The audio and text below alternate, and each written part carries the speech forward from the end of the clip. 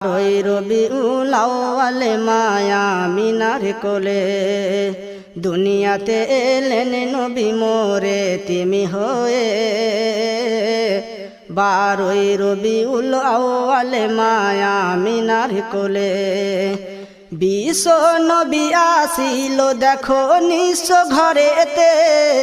সেই ঘরেতে প্রদীপ জ্বলার তেল ছিল না রাতে।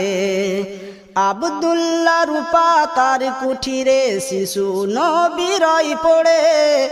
সবাই আসে দেখে নবীকে যাই ছেড়ে চলে। কেউ না আসে নবীকে মোর বুকে তুলে নিতে। কেন পিতা তো নাই এর প্রতিদান নেব কার থেকে। ওগো ছুটে আসেন মা হালিমা